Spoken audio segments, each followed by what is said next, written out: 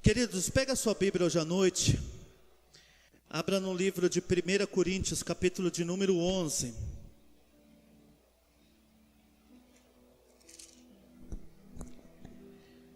Primeiro Coríntios, capítulo de número 11.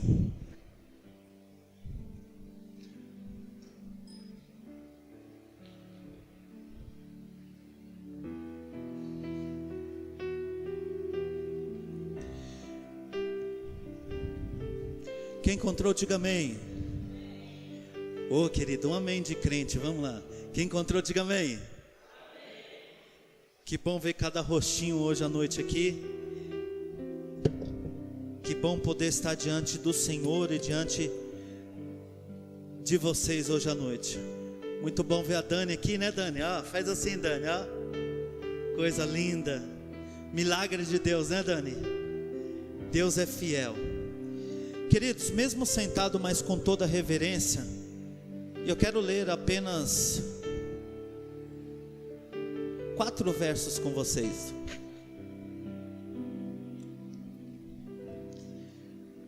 Primeira Coríntios, capítulo de número 11, verso de número 23.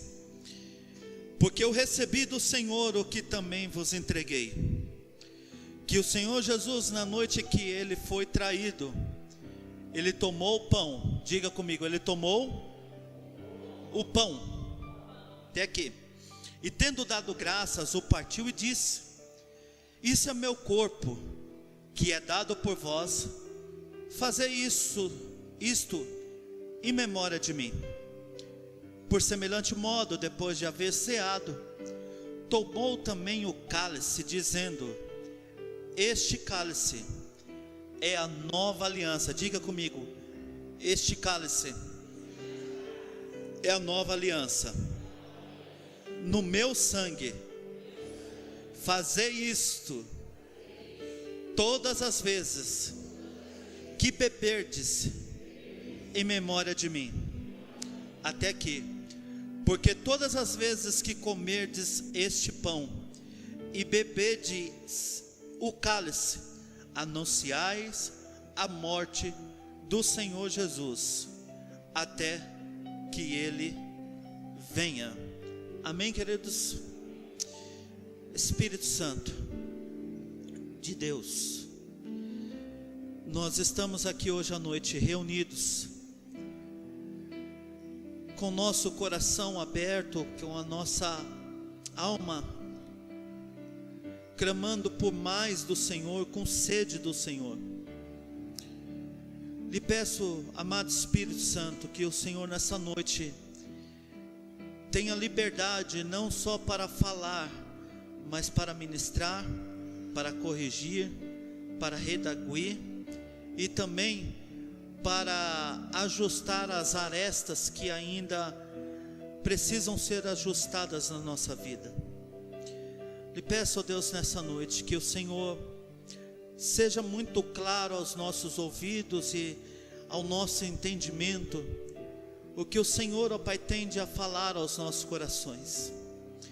Há pessoas aqui hoje à noite, ó Pai, que entrou neste lugar muito aflito de coração e de alma. Há pessoas aqui hoje à noite que entrou neste lugar, ó Deus, com o teu coração amargurado, a ponto que a tua alma está numa angústia profunda. Há pessoas aqui hoje à noite, ó Pai, que no dia de hoje disse ao seu cônjuge: o nosso casamento não tem mais jeito. Senhor, Tu és o médico dos médicos, o advogado do advogado, e o Pai que endireita todas as coisas, porque assim o Senhor nos formou desde a eternidade. Lhe peço, ó Espírito Santo de Deus, que o Senhor nessa noite vai quebrando toda dureza de coração neste lugar. Que o Senhor tenha liberdade não só apenas para quebrar o nosso orgulho, para ferir o nosso eu, mas para resistir ao soberbo e quebrar toda servidão ou toda dureza de coração. Amado Espírito Santo, seja bem-vindo no nosso meio, adorado e exaltado nesta noite. Nós possamos nesta noite saber que o Senhor não só apenas cuida, mas o Senhor também nos carrega no colo com teu amor e braço de Pai. Senhor, aqueles que já estão aqui, que o Senhor os guarde de maneira cuidadora. Aqueles, ó Pai, que não conseguiram chegar por algum motivo, que o teu Espírito os guarde da mesma maneira. Aqueles, ó Pai, que saíram da sua casa ainda atarefado, atrasado, que o Senhor os livre de toda a seta do inferno e que o Senhor os traga em paz e segurança. Mas nós convidamos, fique conosco aqui nessa noite, faça-se presente neste lugar, porque nós sabemos que se o Senhor estiver neste lugar, e nós sabemos que o Senhor já está, antes de chegarmos aqui o Senhor já estava, a certeza da tua presença já é notória no nosso meio. Nós saberemos que encerraremos essa participação, este culto neste lugar hoje à noite, muito mais certos e convictos daquilo que o Senhor tem realizado nas nossas vidas. Em nome de Jesus que oramos e agradecemos. Amém, queridos? Essa é uma passagem que o apóstolo Paulo, ele repete à igreja de Coríntios, como um ato memorável, ou a instrução de celebração da ceia do Senhor. E muitos perguntam: o que é ceia? Como e quando deve ser celebrada? E quem pode participar dela? Primeira coisa que nós precisamos entender é que o próprio Senhor a instituiu a ceia na redenção dele. Aquele quadro pintado por Leonardo da Vinci sobre Jesus e os seus discípulos, ele ilustra muito bem a sua pré-ascensão aos céus, ou pré-anunciamento do sacrifício de Cristo. Mas é importante nós lembrarmos que a ceia ela não começa com Jesus. A ceia começa lá há 3.500 anos atrás, com a saída do povo do Egito. O êxodo, a palavra êxodo, o livro êxodo quer dizer saída. E a Páscoa era celebrada como o pessar de Deus, a saída do povo de Deus do Egito. Ou seja, o passar por cima de Deus, o passar por cima de todas as coisas. O povo já estava vivendo há 4 gerações debaixo de muita escravidão e debaixo de muita angústia e de muita opressão. Só quem já viveu debaixo de alguma opressão, de alguma angústia ou qualquer uma outra coisa, sabe o que é viver debaixo de uma opressão, e principalmente maligna. E Moisés, o grande libertador do povo de Israel, e não só apenas o libertador do povo de Israel, mas também o libertador de angústia na mente do povo, ele é levantado por Deus como a solução de Deus, para que Deus pudesse fazer algo naquela nação. Amém, queridos? E Deus assim o fez, o libertou aquele povo hebreu das garras da mão de Faraó. Primeira coisa que nós precisamos entender quando nós lemos o Evangelho, que a ceia ela foi uma ordenança. O que é uma ordenança? A ordenança, de onde se derivou a palavra ordem, ou seja, ordem ou lei, ou uma decisão que provém de uma autoridade. Como uma autoridade eclesiástica ou religiosa, como nós estamos aqui hoje, o próprio Senhor, que Ele está acima de todas as autoridades, Ele instituiu a ceia para que nós pudéssemos celebrar a ceia do Senhor. Não celebrar apenas como povo judeu, o pessar de Deus, mas celebrar também, porque exatamente naquele dia que o Senhor celebrava a Páscoa junto com os seus discípulos, eles estavam celebrando, era festa. O povo estava reunido para celebrar o pessar.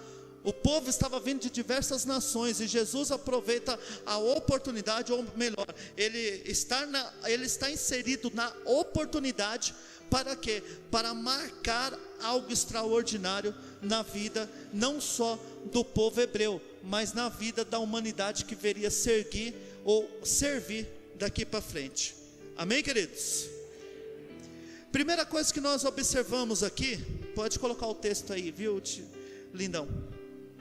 O Senhor Jesus, na noite que ele foi traído, ele tomou o pão e, tendo dado graças, o partiu e disse: isso é meu corpo, que é dado por vós. Fazei isto em memória de mim. Por semelhante modo, depois de haver ceado, ele tomou o cálice, dizendo: este cálice é a nova aliança no meu sangue. Fazei isso todas as vezes que beberdes em memória de mim. Preste bem atenção à observação da expressão fazer isso. Ele não disse assim: olha, se vocês quiserem, celebrem a Páscoa. Se vocês quiserem, celebrem a ceia. Se vocês quiserem, não. O verbo aqui é imperativo: façam isso, fazei isso. Ou seja, ele dá uma ordenança para que nós possamos celebrar diante do Senhor. Mas quando que nós devemos celebrar? Quando? Nós temos que celebrar todos os dias, uma vez por mês, ou como os congregacionais, uma vez por ano, ou nós nunca devemos celebrar? Não. Primeiro, ele nos instrui que nós temos que fazer isso, nós temos que celebrar. Nós, como evangélicos protestantes ou cristãos protestantes, e como nazarenos, celebramos uma vez por mês. Mas não há uma prática, uma norma de regra de quando quantas vezes no ano, ou quantas vezes na sua vida você deve celebrar. E o outro texto, a outra referência que diz que nós devemos celebrar todas as vezes. Ele está mostrando que esse ato deveria ser a prática do ato cristão. Na época de Jesus, quando eles celebravam com banquete. Não era apenas o suco de uva. O pão, ele foi instituído a partir de Jesus. Mas antes de Jesus, o Pessah era celebrado com festa. Era celebrado com banquetes, com refeições. Ao redor da mesa, eles sentavam com seus pés limpos, enxugados pelos escravos na porta de entrada de qualquer residência, e ali eles, em comunhão, eles celebravam o Pessah. Quando você lê as escrituras, você encontra Paulo dizendo, falando de uma maneira tão clara: não façam como os glutões, que no momento que eles vão cear, eles comem tanto, que depois eles têm que pôr o dedo na goela para poder vomitar. Aqui é uma referência de que como era celebrada a Páscoa. E era um momento, a ceia, perdão, e era um momento em que havia festa. Diga comigo, festa. Primeira questão que nós precisamos entender é que numa celebração de ceia, nós temos que entender que nós estamos em festa. Amém, queridos? Não sei se vocês repararam, eu não gosto de terno, mas culto de ceia para mim não tem como vir senão, não vou dizer a melhor roupa que eu tenho. Faço a barba, passo o meu melhor perfume, coloco a minha melhor roupa. Por quê? Porque eu estou em festa para o meu rei. É um momento em que eu não perco e não negligencio por nada. Ah, pastor, mas a ceia é um ritual. Sim, é um ritual, a qual no meio desse ritual nós celebramos a Deus. Além de um ritual, ele também é uma aliança. A palavra aliança no hebraico vem de berit, que quer dizer cortar onde flui sangue. Então, quando o povo fazia uma aliança com o Senhor, eles faziam um berit. Isso eu estou dizendo antes de Jesus. Eles pegavam o melhor animal, vamos dizer aqui, de uma vaca, vamos dizer uma vaca Neloi, aquela vaca mimosa, aquela vaca que vale ouro. Ele pegava o melhor animal, que tinha que ser macho, puro, sem defeito, e eles faziam uma aliança, um berite ao Senhor, cortava onde corria o sangue. E o sangue, segundo você pode, eu preguei recente sobre isso, Levítico 17:1, ele diz que representa a vida, e ele derramava vida no altar para perdão dos pecados, para remissão dos seus pecados, e Deus ali o perdoando através daquele sacrifício, com aquela oferta diante dele, eles tinham todos os seus pecados perdoados.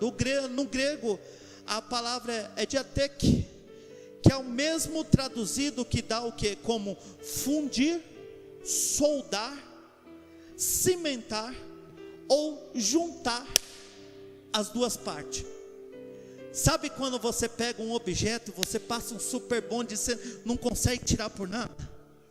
Ou quando você solda uma chapa, ou seja lá o que for, e você solda tão bem soldado que mesmo você vindo com maçarico, você não consegue cortar? Ou quando você bate uma laje, depois você tenta emendar ou fazer alguma coisa, você não consegue? No grego a palavra quer dizer isso, juntar, está ligado a um só. O berite, a aliança que nós fazemos com Deus, é exatamente isso. Nós não damos tanta importância às nossas alianças hoje, quando nós deveríamos dar. Se você soubesse como Deus leva a sério a questão de uma aliança, talvez você não falharia em nenhum voto, ou pensaria antes de fazer qualquer aliança com alguém. Vamos começar aqui. A aliança que eu tenho com a minha esposa. Esse ouro teve que, lógico, passar por um ourives, derreter e fundir, e chegar a um ponto a qual ele está aqui hoje. Ela tem emenda? Não tem. E você sabe qual o significado de estar nesse dedo? Primeiro, esse dedo é o único dedo que passa uma via artéria, que se você decepar o seu dedo e não conseguir chegar a tempo a um hospital ou estancar o sangramento, você morre. É um berite, é uma aliança que você faz com o seu cônjuge, a qual você está dizendo assim: eu estou selando uma aliança com você, um berite, aonde corre a veia, aonde corre sangue, aonde liga direto para o coração. Por isso que o anel de compromisso é usado na outra mão. Aqui não se passa nenhuma veia.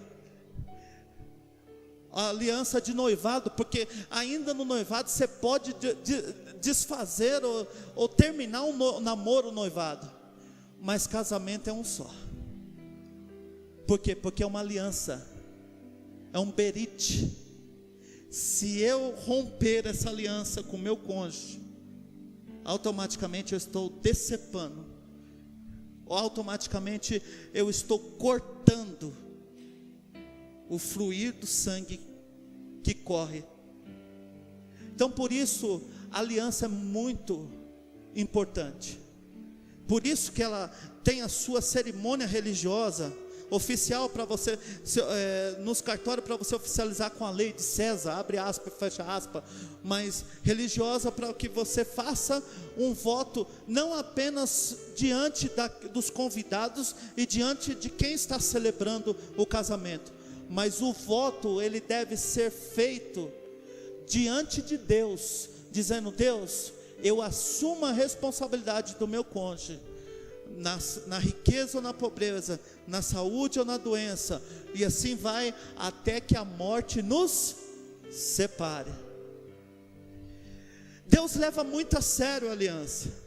Os orientais davam muito valor às alianças que respiravam. Quando Jesus ele instituiu a ceia, ele estava dizendo assim: olha, esta é a nova aliança em Cristo Jesus. Por que nova? Se é nova, teve outras, porque existiram 8 alianças antes dessa aliança aqui em Cristo Jesus. E você pode enumerar, você conhece muito bem, aliança adâmica, noética, e assim vai. mas todas as alianças foram rompidas. Está com muito eco aqui, consegue tirar um pouco?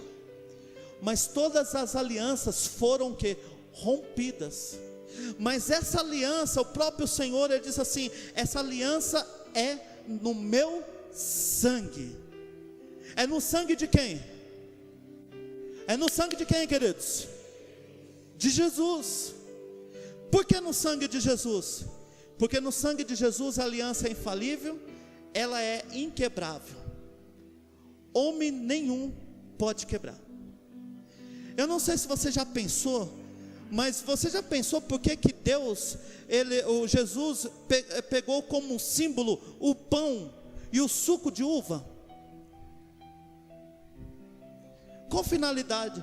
Se a ceia eram banquetes, eram refeições, em outras palavras, era no churrasco, porque sacrificava animal, ia lá e assava e vamos embora. Tem um significado muito importante nisso aí. Jesus, conhecendo bem os judeus e sabendo muito bem da cultura deles, os judeus, eles preservavam muito bem a aliança, como preservam até o dia de hoje. Existiam níveis de aliança, e o nível ápice de aliança para um judeu, por exemplo, se o judeu quisesse afirmar aqui uma aliança com você, aliança assim, que para eles era o ápice, dizer assim: uau, que aliança é essa?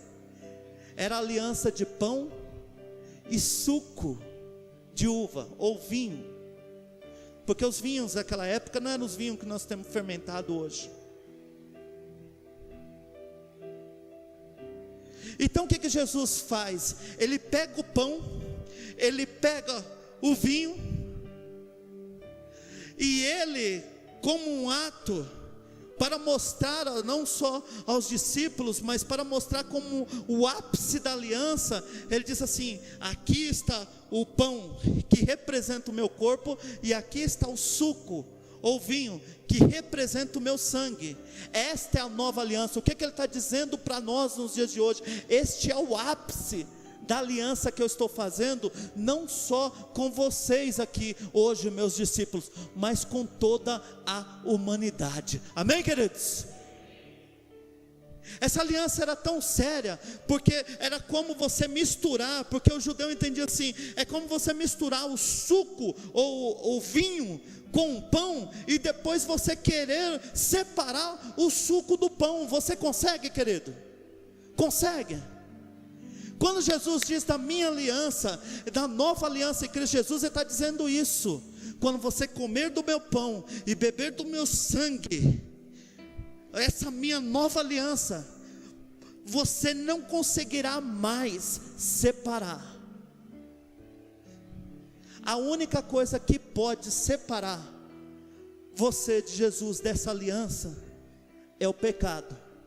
Mas mesmo assim, você fica manchado. Entenda muito bem o manchado, abre aspa e fecha aspa, com o sangue de Cristo na sua vida. Porque mesmo você estando num estado pecaminoso, num estado que você sabe que não está agradando a Deus, lá no seu coração bate forte aquele desejo de querer voltar à prática do primeiro amor.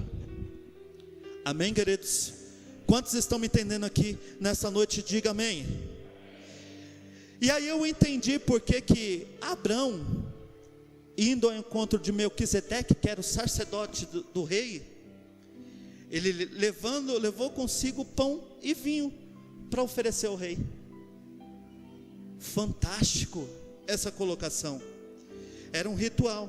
Em 1 Coríntios capítulo 6 diz assim: mas o que se ajunta com o Senhor é o mesmo Espírito. Está aqui, meu querido? Tá. É o mesmo que, queridos? A partir do momento que você celebra a ceia e se junta com o Senhor, você se torna um. A simbologia para o judeu na questão do vinho, o pão, estão dizendo assim: nós somos um só. Essa aliança para o judeu, ele é até nos dias de hoje. O que é meu é seu, o que é seu é meu. O que Jesus está fazendo quando Ele institui a ceia? Ele está dizendo assim: meus discípulos, filhos meus, filhos amados, o que é meu é seu, o que é seu é meu. Amém, queridos?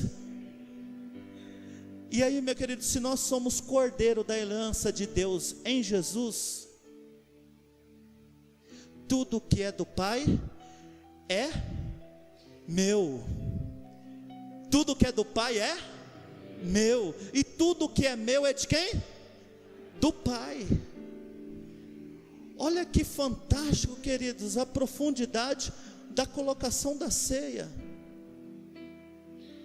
Eles consideravam isso aqui como um pacto de sangue. Os maçons, no seu alto grau, eles têm os pactos de sangue. É a mesma questão de hoje eu chegar aqui e falar: Cleomar, vem cá, deixa eu furar o seu dedo. Eu furo o meu e nós misturamos ali. E depois nós nos tornamos ali o que? Aquela poça de sangue se torna um só sangue. Mas não tem como separar o sangue, mesmo que eu queira.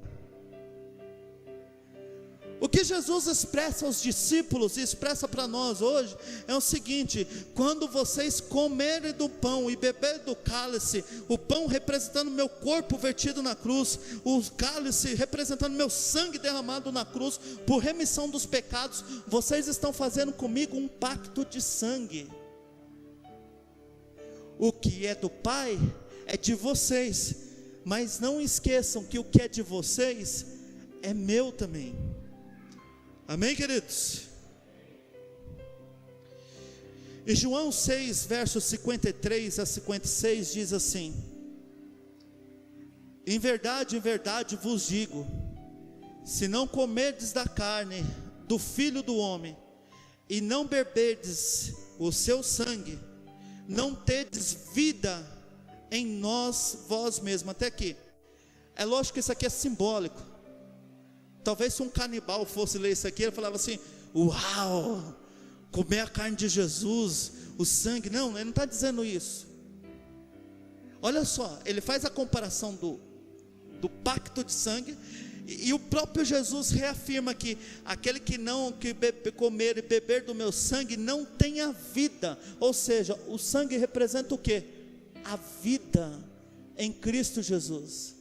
Por isso, só através do sangue de Jesus que nós alcancemos o perdão dos nossos pecados, e só através do sangue de Jesus é que nós temos vida. Por isso que ele diz: eu vim para que vocês tenham vida e a tenham em abundância. Amém, queridos? Se Jesus está dizendo isso, não tem um outro lugar para você encontrar vida. E vida não é ter dinheiro no bolso. Ter dinheiro no bolso contribui para algumas coisas, o planejamento seu, mas isso não é ter vida. Ter vida está além de ter dinheiro, porque você pode ter dinheiro, mas você não ter vida. Mas você pode não ter dinheiro e ter vida. Como você pode ter dinheiro e ter vida, como também você pode não ter dinheiro e não ter vida, não ter alegria, não ter aquela esperança em Jesus, não ter projetos, não ter aquilo, a vida que está em Cristo Jesus, o sangue de Jesus correndo nas suas veias. Ele continua dizendo: quem comer da minha carne e beber do meu sangue tem a vida. Oh, queridos, vamos lá, tem a vida, e eu o ressuscitarei no último dia. Amém, queridos? Eu acho que você não quer ressuscitar não. Amém, queridos? Pois a minha carne é verdadeira comida, e o meu sangue é a verdadeira bebida. Quem comer a minha carne e beber do meu sangue permanece em mim e eu nele. Amém, queridos? A gente almoça, dali 2, 3 horas, ou quando for bem de tardezinha, já estamos com fome. Bebemos um copo de água antes de sair de casa, chegamos aqui, talvez o primeiro lugar que a gente corre é para o bebedouro para poder beber uma água. O que Jesus está fazendo uma comparação é: aquele que comer da minha carne e beber do meu sangue jamais terá fome e sede. Sabe por quê? Porque Ele é a vida, que quando exalada na nossa vida, jamais temos falta de alguma coisa.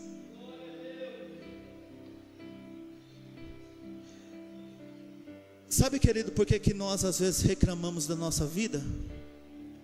Porque nós ainda não encontramos a vida que está em Jesus. Sabe por que nós reclamamos da nossa família, da nossa esposa, do marido, dos filhos, do trabalho, do cachorro? Às vezes você reclama do vento. Ai, está ventando demais hoje, hein? Sabe por que eu lavei a roupa lá, mas vinha poeira? Ah, mas tinha que chover na hora dessa. Aí não chove e você fala assim: nossa, quanto tempo que não vem sol? Você reclama de tudo, meu irmão. Ninguém está bom para você.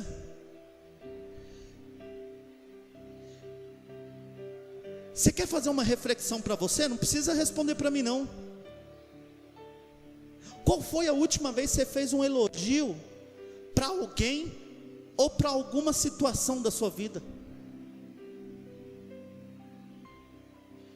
Teu marido chega em casa cansado, querendo descansar, você abre a porta, você fala: acabou o açúcar, acabou o café. Aí ele fala assim: ué, eu cheguei em casa ou na ouvidoria?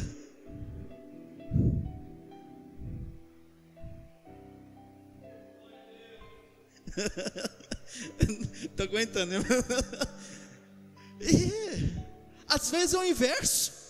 A esposa chega em casa, o marido fala assim: ué, não sei o que, cadê minha cueca, cadê minha meia? Isso só acontece lá na minha casa, na de vocês não acontece, de jeito nenhum. Mas qual foi a última vez que você elogiou a sua esposa? Você diz assim: como você está linda. Eu fiz isso antes de sair de casa, até porque eu tenho que fazer valer a mensagem, né? E ela está muito gata. Dá uma olhada hoje para vocês verem. Está demais, gente. Acho que eu vou até terminar o culto mais cedo hoje. Você só reclama, meu irmão. Sabe por quê? Porque a vida em Jesus não está dentro de você. Pastor, e como mudar isso? Acabou o café, acabou o açúcar. E você abre o braço e fala assim: eu sou o açúcar do seu café, meu amor. Levanta uma poesia aí, meu irmão.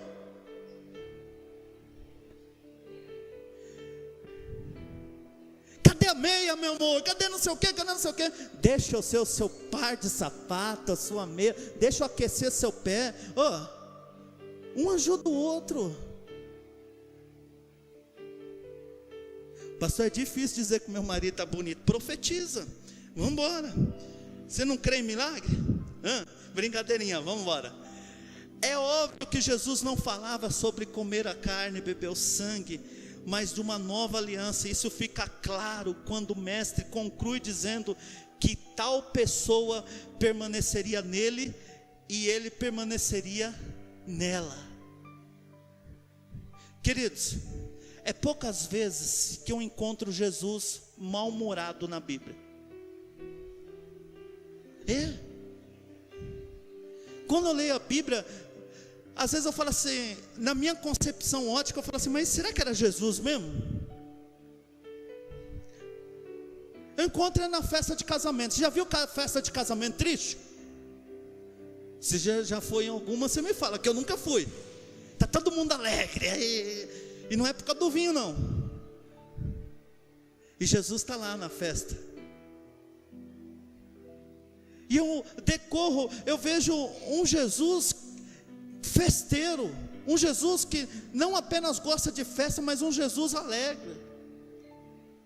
Ele chega num cego e fala assim: o que queres que eu te faça? Até parece brincadeira, né? Talvez o cego falaria assim: me dá um cão guia. Ainda bem que ele falou: quero que volte a enxergar. Eu falei: então tá bom, vai lá. Sabe por que a gente pensa, a gente só imagina um Deus zangoso, bravo? Porque a gente é assim. Você pode ver, assim como você pensa, assim a sua alma é, a Bíblia diz. Tem gente que só vê Deus com chicote. Porque se não sei o que, ele vai descer o chicote. Olha, a mão de Deus é pesada. Meu irmão, se a mão de Deus vir sobre a nossa vida, não vai pesar, vai ser leve. O fardo dele é leve e suave. É lógico que tem umas horas que ele repreende, não tiro isso. Mas o nosso Deus é um Deus que gosta de alegria, gosta de festa. E no meio da tribulação, de muitas coisas, Ele está ali com a gente, e às vezes tentando animar, dando um pouco de alegria. O salmista Davi diz que Ele prepara a mesa farta para nós, no meio do deserto. Aleluia, irmão Edivaldo. Saudade de você, hein, irmão Edivaldo.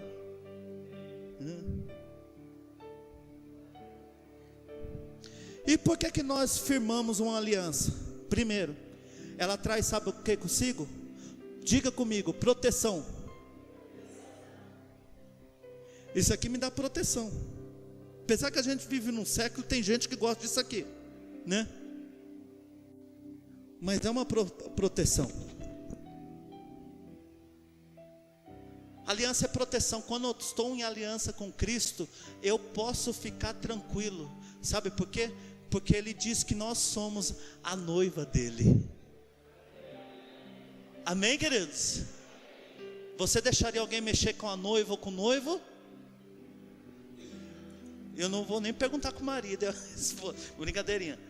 Mas a Bíblia diz que nós somos a noiva de Cristo. Uma aliança, ela traz consigo a proteção. Você está num momento memorável como esse, ele traz o que diante de nós? Simbolicamente, nós não acreditamos que o pão transforma em corpo de Cristo, ou que o suco de uva em sangue, mas é um símbolo. Mas nós acreditamos que é o sangue de Jesus nos purificando, trazendo vida, e o sangue de Cristo Jesus dentro das nossas veias, nos trazendo proteção em nome de Jesus. Amém, queridos? Um outro ponto que também enumera é igualdade. Diga comigo, igualdade. Porque num pacto de sangue, você iguala o seu sangue com a outra pessoa. Numa aliança de sangue, e no caso aqui com Cristo Jesus, por isso que em João 1,19 diz isso. Olha, nós nos tornamos filhos de Deus quando nós recebemos a Jesus Cristo como Salvador. Há um ditado que diz: todos nós somos filhos de Deus. A Bíblia não diz isso. Nós somos criados por Deus, a imagem de Deus. Mas para sermos filhos de Deus, em João 1,19 diz que nós temos que nos tornarmos filho dele através de Jesus. E como nós fazemos isso? Reconhecemos que Jesus Cristo é nosso Senhor, que Jesus Cristo nasceu da Virgem Maria, que Ele foi enviado por Deus, nasceu de uma forma extraordinária, e ninguém nasceu como Ele nasceu até hoje, e que Ele veio para salvar-nos da maldição e do inferno que estava preparado para nós. E aí eu digo, eu quero abrir o meu coração para Jesus, eu quero receber. E naquele exato momento, as Escrituras diz que nós nos tornamos filho de Deus. Porque para se tornar filho, você tem que conhecer o seu irmão.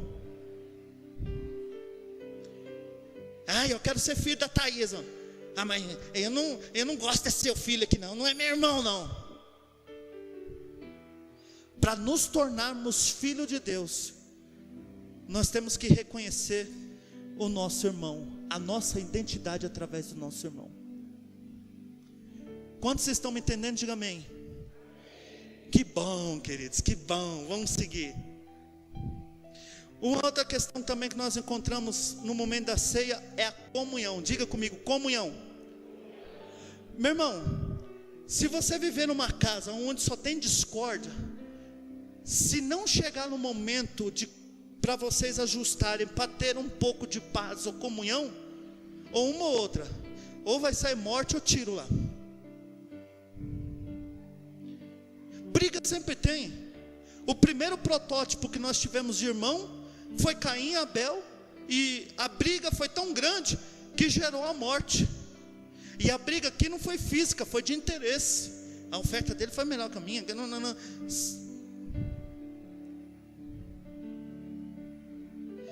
Por isso que eu sonho em gerar uma igreja de paternidade, pai e filho. Porque igrejas de irmão brigam. E pai dificilmente ele vai matar o filho. Apesar que tem uns loucos aí, mas são raros. E numa igreja de paternidade, o pai sempre quer levar o filho. E está aqui o Tayamin, né? Quantos meses já está a filha? 7 meses? Vai fazer 6 meses. Eu tenho certeza que ele e a Gisele querem que ela tenha um futuro melhor do que o deles. Não é assim? Isso é paternidade. A paternidade, quando nós encontramos em Deus, Deus sempre quer nos elevar. Irmãos brigam e às vezes se matam, mas numa igreja onde há uma paternidade, a gente está sempre apostando um no outro. Fala assim, não, você vai conseguir, vamos embora. Juninho começou a aula de música ontem, o cabelo dele até caiu ali, ó. Faz assim, Juninho, até caiu o cabelo dele. E tinha uns que falavam assim, tem jeito, Juninho? E ele apostando, falando, tem. O Wender também, parabéns, viu, Wender? Os 2 alunos elogiaram muito sua aula ontem, viu? E aí o que acontece? Os professores estão apostando, porque a maior satisfação nossa não é saber que nós estamos gerando competidores, mas que nós estamos gerando filhos, porque eles são nossos troféus.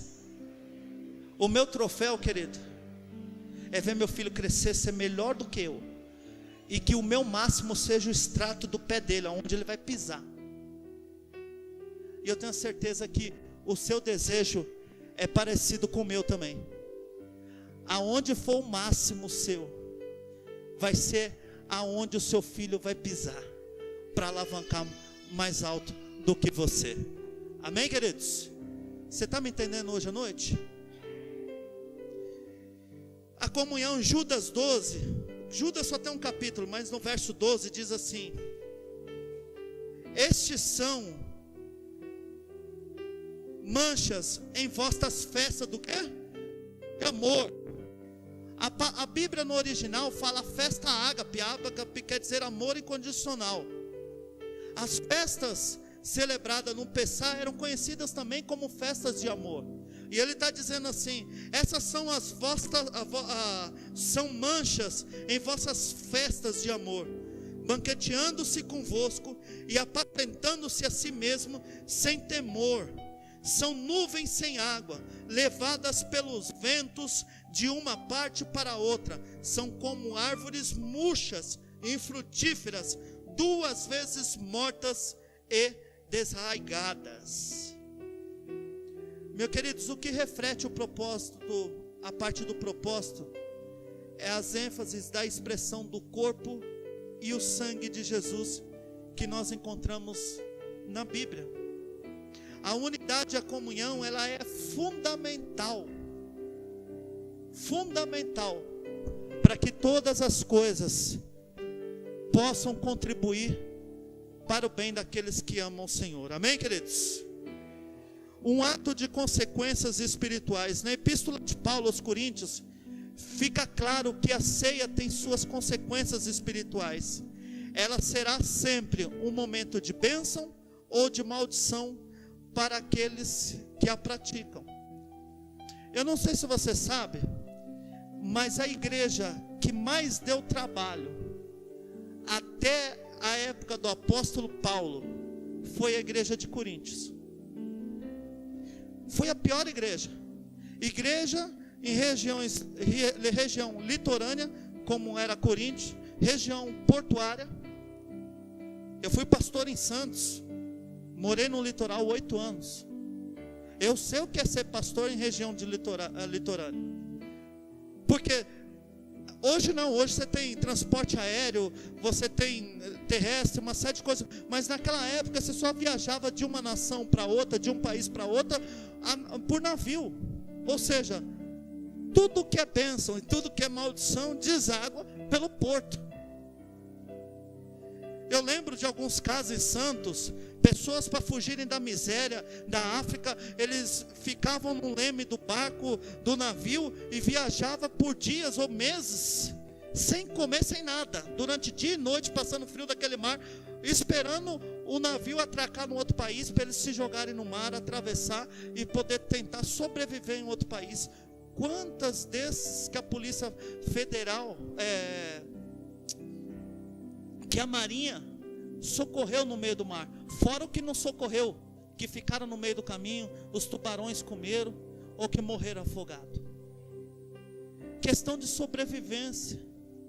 Mas a igreja do Coríntios, ela estava vivendo algo que estava muito confuso na cabeça deles.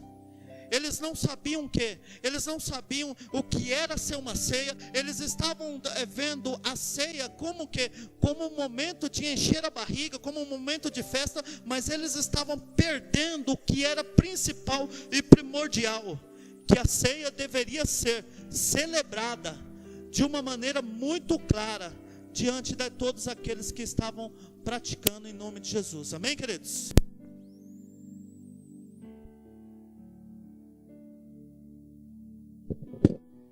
Nós precisamos compreender que a ceia não é apenas um ato em memória de Jesus Cristo. Ele é mais do que isso. Ele é algo íntimo, duradouro. Ele é algo que muda contexto e situações. Ele é a nova aliança em Cristo Jesus, infalível e inquebrável. Amém, queridos? 1 Coríntios capítulo 10, verso de número 6. Coloque para mim aqui. Porventura, o cálice do quê? Da bênção, que abençoamos, não é a comunhão? Olha só, do sangue de Cristo. O pão que partimos não é comunhão do corpo de Cristo? Primeira coisa que nós precisamos entender aqui de uma maneira muito clara, e deixar isso muito certo para nós, é que beber o cálice da bênção é estar em comunhão com Cristo Jesus. Amém, queridos? Por isso que nós devemos estar em comunhão com a igreja, em comunhão com os irmãos, não ter nada que desaponte, sabe, estar em paz com todo mundo, com todo mundo. Ah, pastor, mas eu tenho uma pessoa que eu quero estar em paz, mas ela não quer. Meu irmão, você está em paz, tranquilo. Tem pessoas que não gostam de viver em paz, tem que ter um rabicho. Mas aí é com ela, problema na alma dela. Um dia ela vai ter um encontro com o Senhor, onde ela entenderá que ela precisa viver em paz, primeiro com ela mesma e depois com Deus. A Bíblia nos dá a referência muito clara, meus queridos, que nós só conseguimos ter paz e comunhão com os outros irmãos se nós estivermos em paz conosco mesmo. Deixa eu fazer uma pergunta para reflexão. Você quer saber se você está em paz com você mesmo? Você está em paz com outras pessoas? Ou você é uma pessoa que gosta de encrenca? E aí, meu querido, responda. Isso vai refletir o seu estado nesse momento.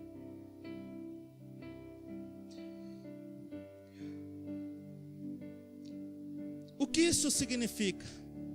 Êxodo 12 diz assim: porque o Senhor passará para ferir os egípcios, porém, quando vir o sangue na verga, ou nos umbrais, ou no batente, vamos usar a nossa expressão hoje, da porta, e ambas as obreiras, o Senhor passará aquela porta, e não deixará o destruidor entrar em vossas casas para o ferir.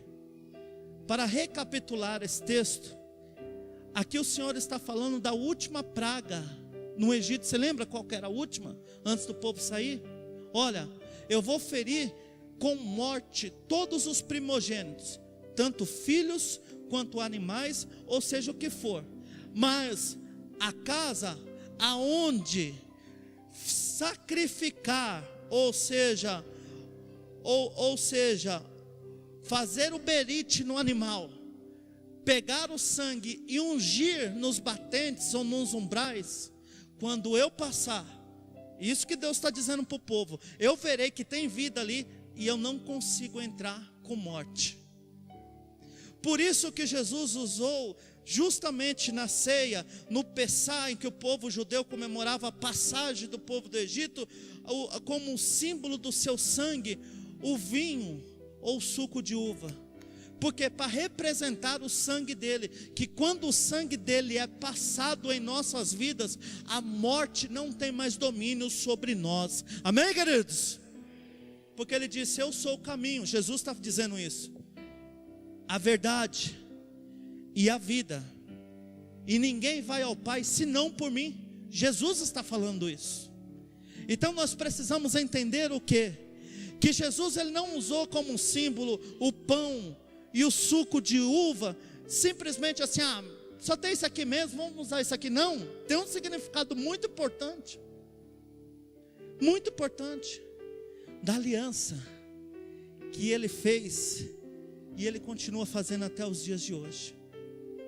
Meu querido, todas as vezes que você celebrar a ceia do Senhor, precisa entender, o que você precisa entender?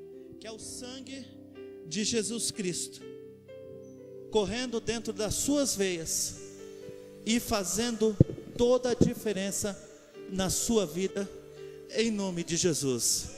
Amém, queridos? Deus te chama hoje, faça uma aliança, um pacto de sangue comigo, a nova aliança. Vamos misturar os sangues,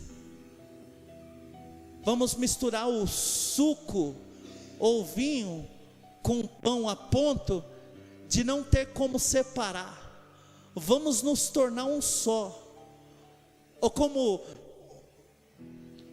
a cultura judaica vê, o que é seu é meu, o que é meu é seu.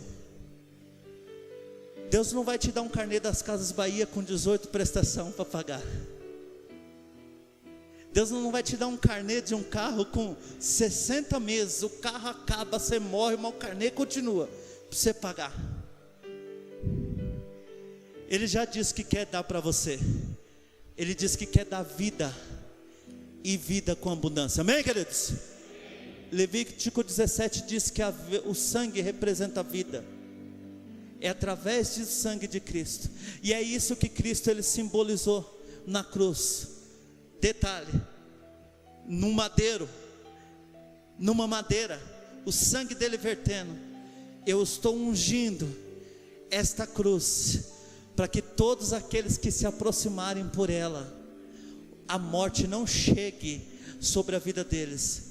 E a morte aqui eu não estou dizendo no sentido físico, eu estou dizendo no sentido espiritual. A morte dos sonhos, a morte dos projetos, a morte de vida. Tem gente que está viva, mas está morto. Tem gente que tem projetos, mas não tem expectativa de vida. É essa vida que Jesus está oferecendo hoje. Ele diz, aquele que vier após a mim, de maneira alguma eu lançarei fora. Amém, queridos? Sabe o que ele está dizendo? Eu tenho vida em abundância. Se 7 bilhões e meio de gente que há nesse mundo decidir vir após mim, eu tenho em abundância, e ainda vai sobrar, ainda vai faltar, vai sobrar para outros que puderam aparecerem. Amém, queridos? E ele disse, na casa do meu pai há muita morada. Se não fosse assim eu não teria dito. Tem lugar para todos, mas a decisão é nossa. O berite de Deus hoje está passando neste lugar, e Ele quer nos curar de uma maneira extraordinária. Amém, queridos? E para nós concluirmos, a ceia ele tem um ato de consequência. Queridos, eu fico triste. Algumas igrejas impõem regras. Eu já vi igreja falando assim: tem que apresentar carteirinha de membro para tomar ceia. Tem que trazer o comprovante do dízimo. Eu já ouvi tanta besteira.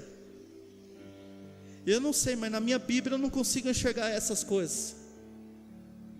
A minha Bíblia diz assim, 1 Coríntios 10:16: porventura, o cálice da bênção que abençoamos não é comunhão do sangue de Cristo? O pão que partimos não é a comunhão do corpo de Cristo? Primeiro, querido, nós temos que entender que nós temos que estar em comunhão com a sua igreja. Não é a igreja do Nazareno, é a igreja do Senhor Jesus Cristo. Amém, queridos? Está em comunhão com as pessoas. Isso é o fator principal. Jesus falando um dia, não estava falando de ceia, ele estava falando de oferta. Ele falou assim, se você for trazer uma oferta no altar, e você tiver alguma coisa contra o teu irmão, não oferte não. Você vai lá, reconcilia, ou seja, peça perdão, resolva, e depois você vem e oferta. Podemos usar isso para ceia, sabia? Porque o significado da ceia ainda é muito mais elevado do que uma oferta. Êxodo 12,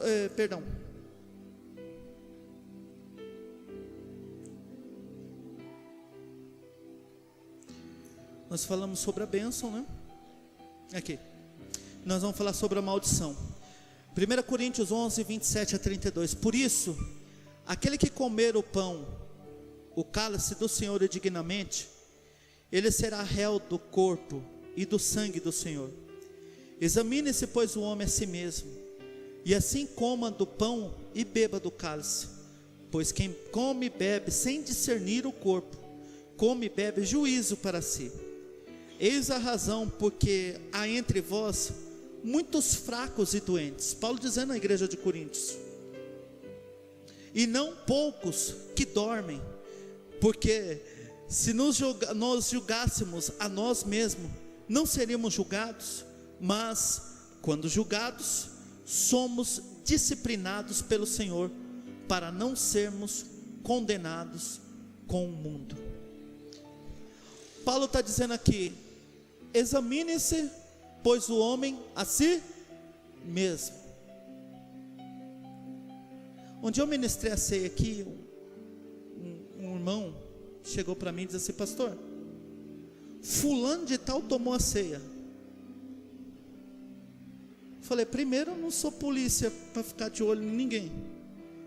Depois, não sou juiz. E terceiro, a Bíblia diz: examine-se, pois, o homem a si mesmo. E eu disse com essas palavras. Eu disse: meu querido, você sabe como foi a última noite dessa pessoa? E se houve um arrependimento? Você pode estar trazendo condenação para você. A minha função como pastor é fazer o que eu estou fazendo aqui hoje. É fazer você se refletir. Eu não ministro ceia para crianças por uma questão minha, não, nem pela igreja de Nazareno. A igreja de Nazareno não diz que se eu tenho que ministrar ou não para criança, deixa livre. E nem a Bíblia diz que você tem ou não. Mas eu não ministro porque até ela tem entendimento do que é ceia. O dia que ela tiver entendimento, aí nós podemos elevar. Pastor, eu não sou batizado, eu posso tomar ceia? Alguns colocam isso como condição de batismo. Eu já coloquei muito.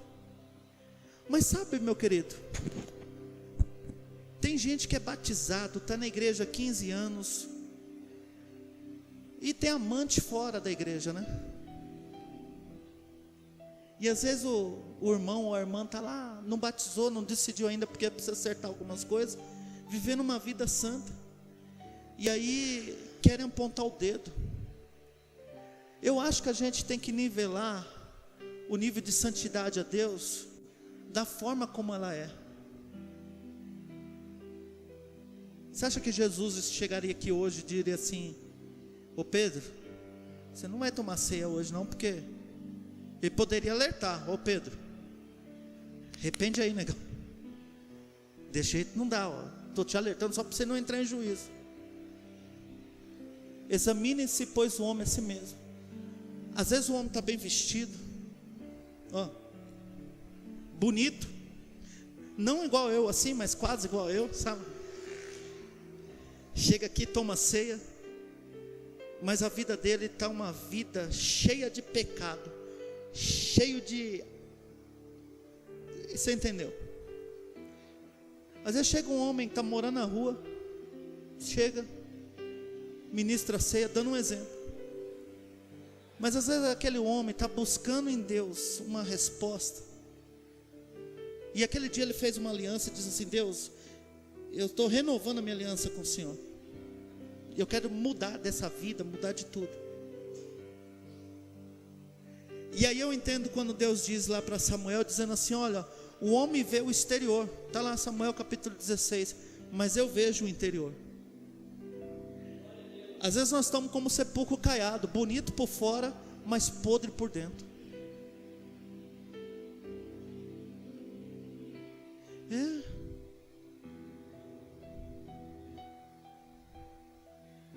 Outro dia eu fiz uma amizade eu tenho uma amizade com algumas pessoas, com várias pessoas, né?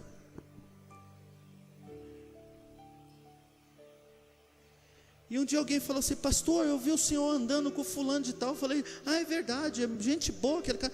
Pastor, não é bem assim e tal.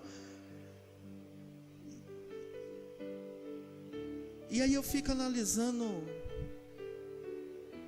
as nossas diferenças entre o que é certo e o que é errado. Eu não posso fugir do padrão bíblico, mas o meu achismo não cabe dentro da Bíblia. Não cabe, gente. A Bíblia é verdade absoluta, ela é nossa alicerce, mas o meu achismo não está.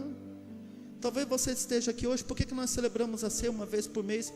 Para a gente se autoavaliar como foi esse período de um mês na nossa vida. Pastor, ó,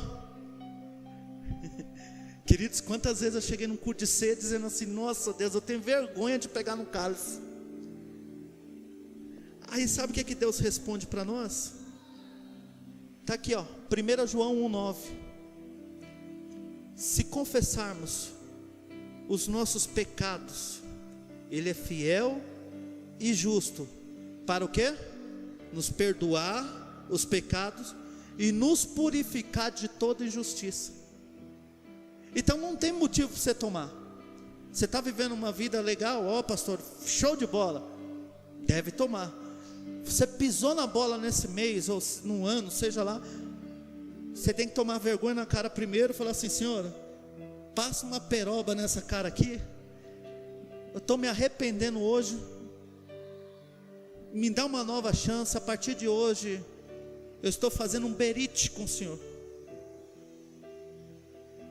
uma nova aliança, e eu decido, mensagem de domingo, a mudar a minha história hoje neste lugar. Amém, queridos? Olha que amor maravilhoso de um pai, né?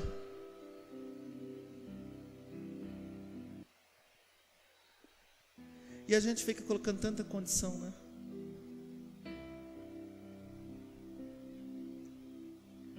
A gente fica brindando a gente, né? Você acha que Jesus estava na festa de casamento evangélico? O judaico? Aí a gente fica: pastor, não pode envolver política. Por que não? Não pode ser político, mas a gente tem que estar lá no meio fazendo a diferença.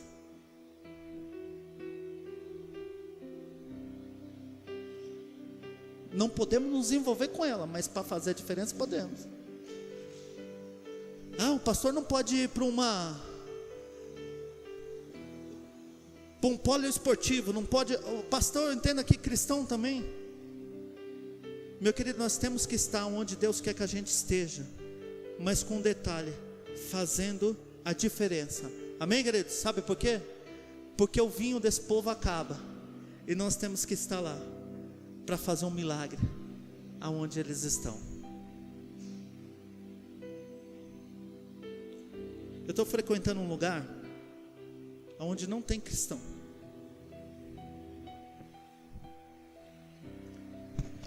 Primeiro dia que eu comecei a ir, tinha um rapaz com uma corrente aqui no braço e um cadeado. Falei, cara, o que é isso aí? Ele falou, sou escravo de Maria. E eu fui estudar sobre isso, né, para conhecer. O primeiro texto que veio na minha mente, aquele texto bíblico que diz assim, foi para a liberdade que Cristo vos libertou. Falei, nossa, Cristo libertou, Ele quer viver escravo. Mas não julguei. Nós estamos conversando, nós estamos nos ajustando, e eu entendo que eu tenho que estar aonde Cristo estaria. E essa semana, para minha surpresa, já vieram as primeiras perguntas. Já me posicionei, disse que eu sou um pastor, e isso abriu, eu pensei que ia fechar a porta, abriu um leque para perguntas. Sabe por quê, queridos? As pessoas já fizeram belite, pacto de sangue com muitas outras coisas fora, e eles não encontraram a vida. Elas precisam encontrar o berite em Jesus, porque só Ele tem a vida.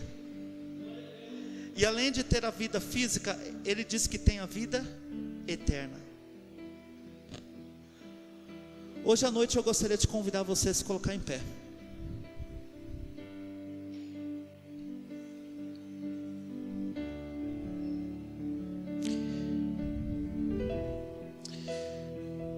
O texto que me vem à mente, não está até fora do contexto do que eu estou pregando, diz assim: aonde estão os teus acusadores? Mas na Bíblia, que era a Torá da época, está escrito que se for pego em flagrante adultério, tem que... Jesus, muito sábio, sabendo que ela não adulterou sozinho, que a pessoa com quem ela adulterou estava ali, falou assim: atira a primeira pedra aquele que não tiver tido pecado, cometido pecado. Eu acredito, isso é uma tese minha, que o primeiro a soltar a pedra foi o que teve relação com aquela mulher. Deixa eu dar uma palavra aqui para os solteiros. Sexo é com tua esposa ou com teu marido. No Antigo Testamento, quando se tinha relação sexual, depois da noite de núpcia, o marido, ele levantava o lençol, mostrando sangue depois da sua noite de núpcia, dizendo assim: olha, está aqui o berite, o pacto de sangue, a aliança de sangue que eu fiz com ela. É por isso que nós aconselhamos vocês, jovens, a terem relações sexuais só depois do casamento. Por quê? Porque quando você casa com alguém que você não teve a primeira relação sexual, você deixou uma marca lá atrás. E por mais que você já esteja 20, 30, 40 anos casado, ficou alguma coisa lá atrás. É princípio espiritual. Por isso que às vezes a gente não esquece.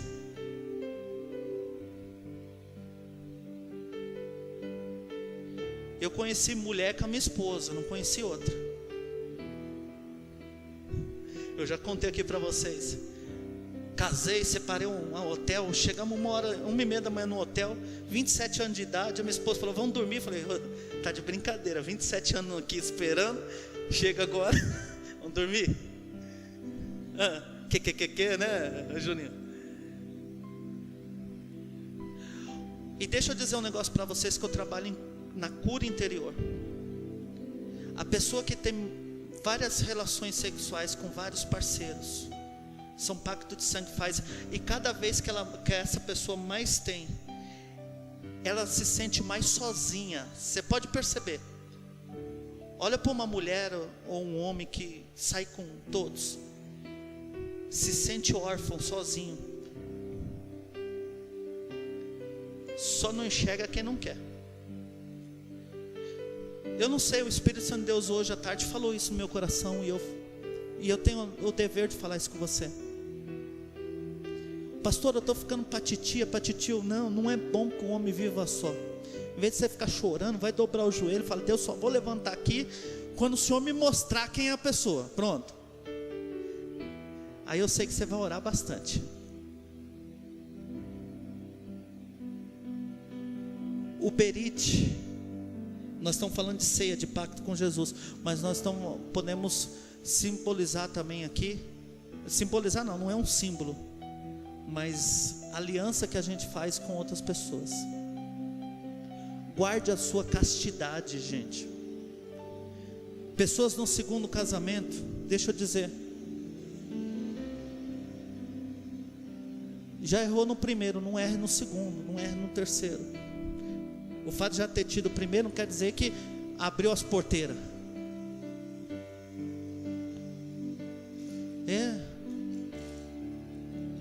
Eu estou falando isso para o bem de vocês, querido. Eu não estou aqui julgando ninguém, pelo amor de Deus, entenda muito bem. Eu estou alertando os jovens e alertando a nós mesmos. E vamos embora. Mulher, ajuda o marido.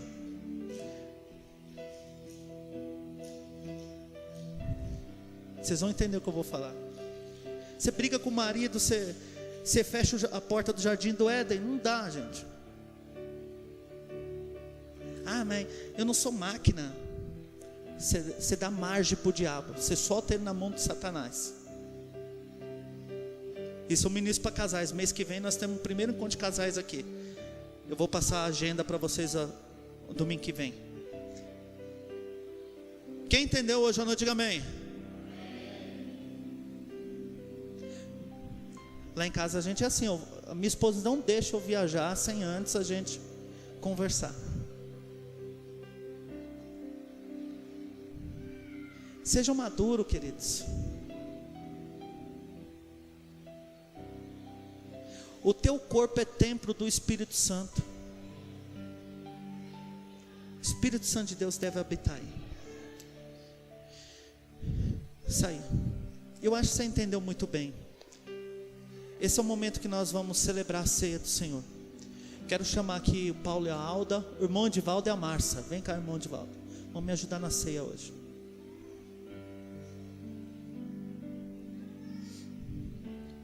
Queridos, não tem motivo para você não cear. Se era o pecado, a resposta já veio, 1 João 9. A não ser que você não queira largar o pecado. Mas hoje é uma noite em que o berite de Deus vai ser rasgado. Já foi rasgado, mas o nosso vai ser rasgado. E o sangue de Cristo vai ser misturado ao nosso sangue, se tornando um só sangue, uma só aliança. E a nossa vida vai mudar hoje à noite, amém, queridos? Você crê nessa noite, querido? Eu tenho certeza que a partir de hoje você não vai ver mais o culto de ceia como algo simbólico. Vem bonito. Não que você está feio, entenda muito bem. Põe a melhor roupa, o melhor vestido, o melhor perfume. Não, hoje eu não posso faltar porque é o culto de ceia, hoje é o dia. E é o dia. Deixa eu orar com você. Pode pegar o... Pai, nesta noite nós queremos te agradecer. Porque o Senhor não nos vê como a sociedade e os homens nos enxergam. O Senhor tem uma ótica diferente da nossa. A tua palavra diz assim: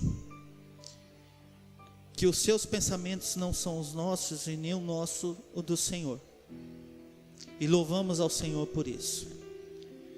Hoje à noite, meu Pai, nós queremos pedir perdão pelas vezes que mentimos, que olhamos alguém que não era o nosso cônjuge, ou enamoramos de uma maneira ilícita. Nos perdoe, Senhor. Nos perdoe às vezes, ó Pai, que talvez tenhamos tentado tirar proveito de alguma situação ou de outras questões. Nos perdoe, meu Pai.